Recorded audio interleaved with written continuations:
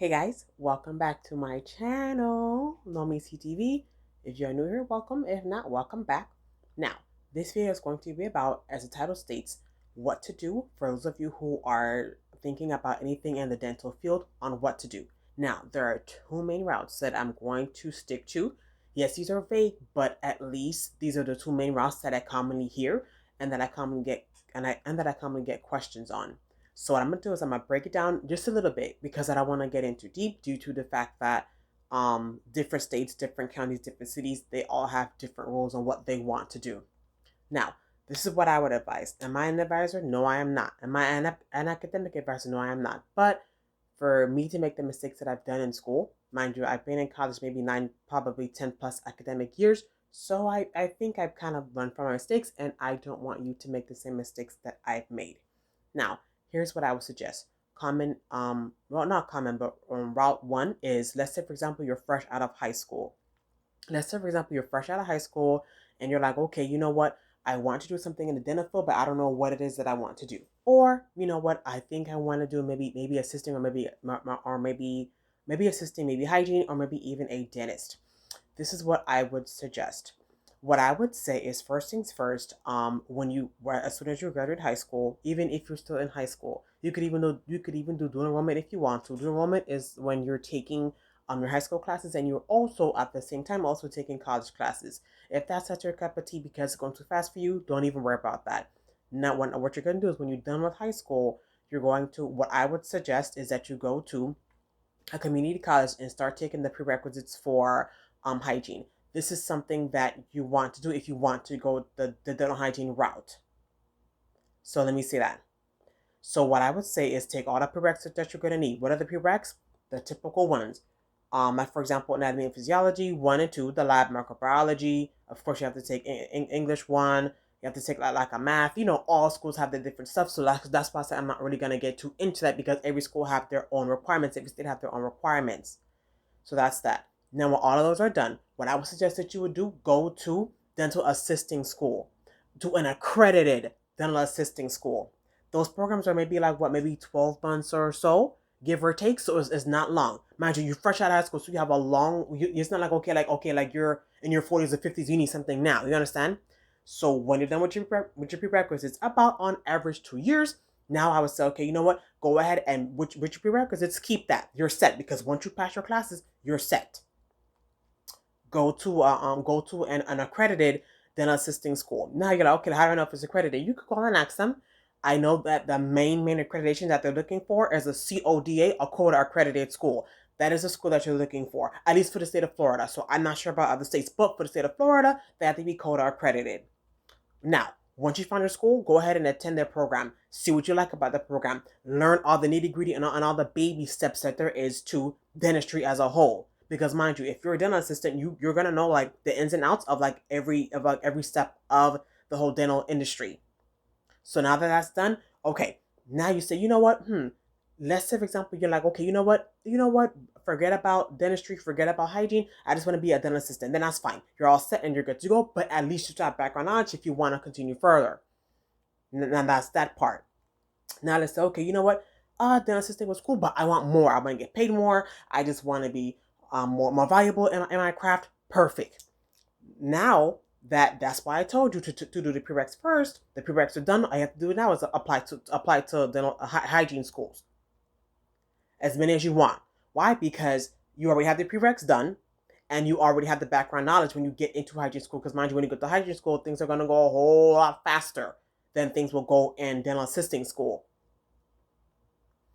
Now, when that's done, okay, I know the different schools have different requirements. So I say still do dental assisting, like, and complete the program. And I would say even become certified. Get your CDA, pass that DANB.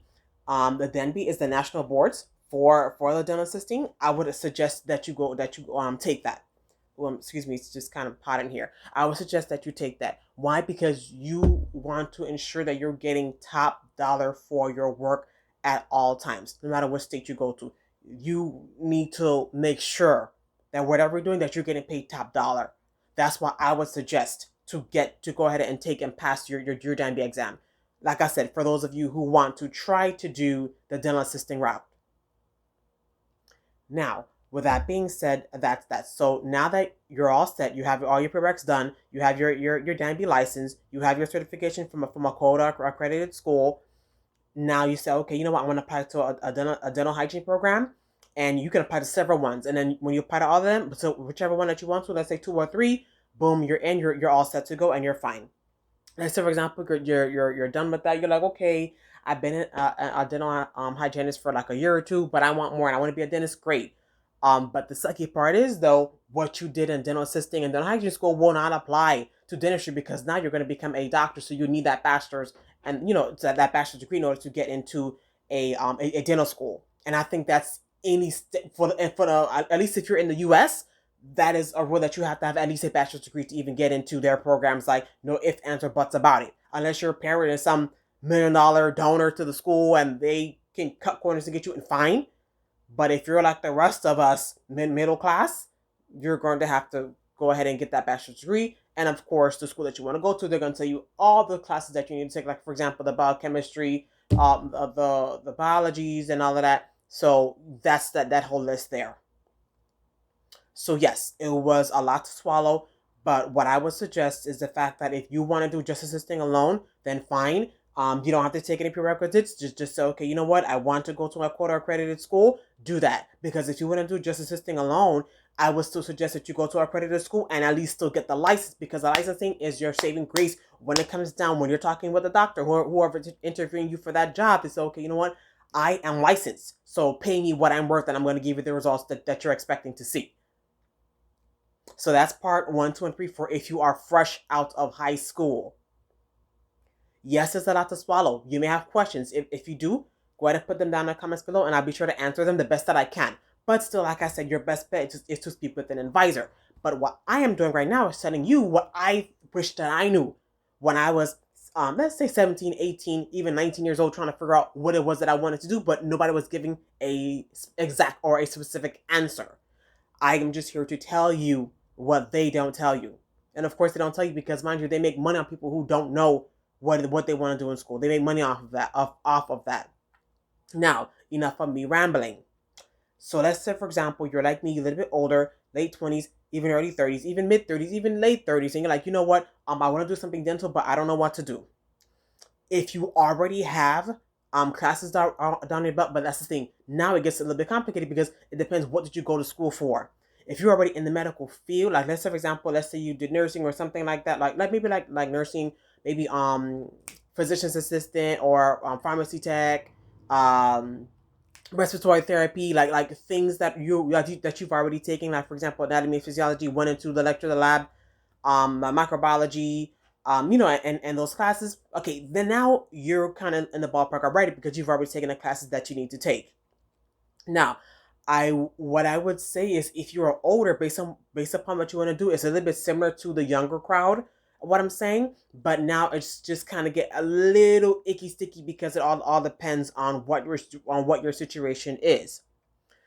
For example, let's say you have no college credit at all.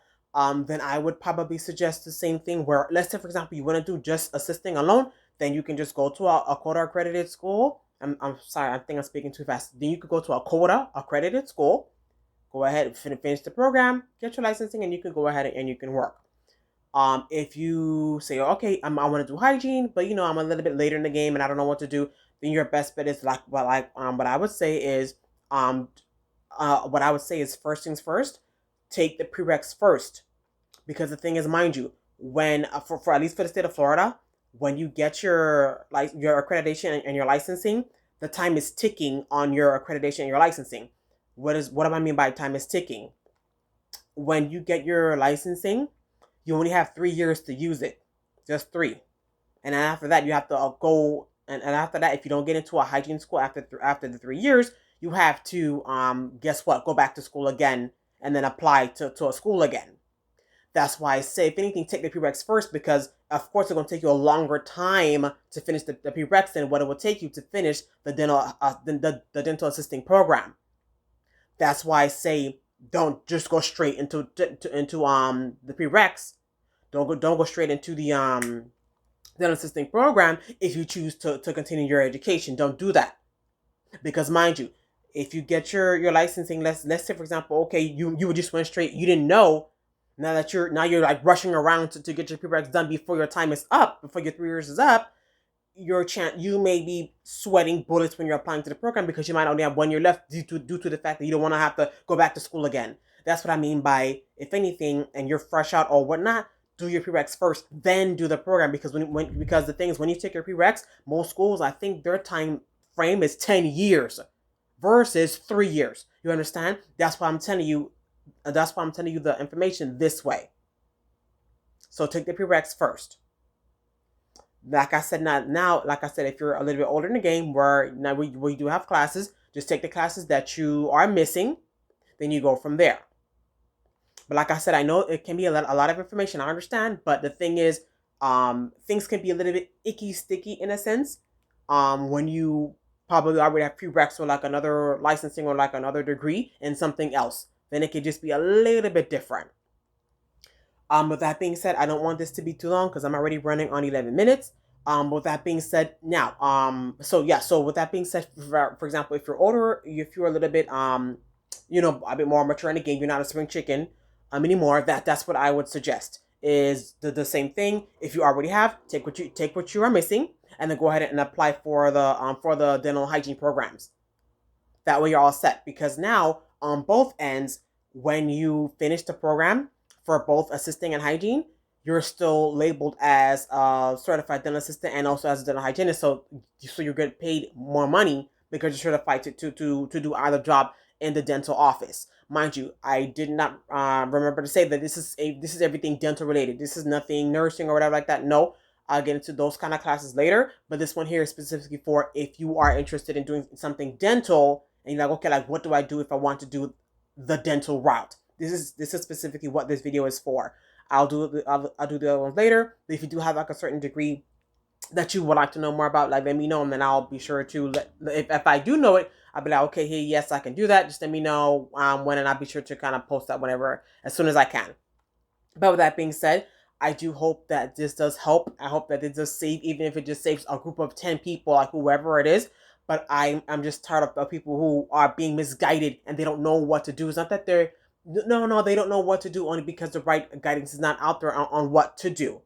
But now that these programs are like kind of buckling down on what they want and what they're looking for, you got to make sure that you're having the best grades and that you're finishing your prereqs as soon as you can and on time as well. So with that being said, going back to if you're fresh out of high school, like I said, do the prereqs first, then do the DA program. That way, when you're done, now you can apply to the DH program, DH dental hygiene program. Then you go from there. But like I said, now if you want to do dentistry, then that's different, because now you need a bachelor's for that, and that's a wholly different ballpark right there. That's different. But like, to go back to if you're older, same thing. What I would suggest is if you want to do DH, the dental hygiene, do the prereqs first, whatever it is that you're missing, then do the program. Now that you're done with the program for dental hygiene, take your licensing. Boom. Now you could go ahead and say, okay, I'm ready to apply to DH schools, and you get it from there, and you're all set. Same thing, if you want to be a dentist, now you have to go ahead and take whatever classes you need for the bachelor's, and then you go ahead and you apply to the dentistry program.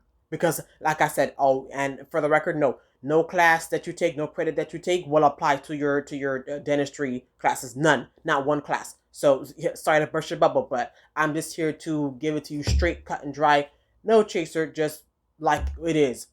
Because for me to go through this, I just want to share so that others don't go through what I went through. So just to let you know, I love you guys so much. Thank you for watching. I hope this helps. Like I said, any question, if I'm talking too fast, you didn't understand a certain part that I said, just let me know, and I'll be more than happy to share with you and help you and save you guys the trouble and the headache that I went through year after year after year after year. Mind you, I graduated high school 2011. Look what year we're in now. So with that being said, I'm here to help you guys. I love you guys a lot. Thank you for watching all the way to the end. You're the best. God bless. Thank you. Bye.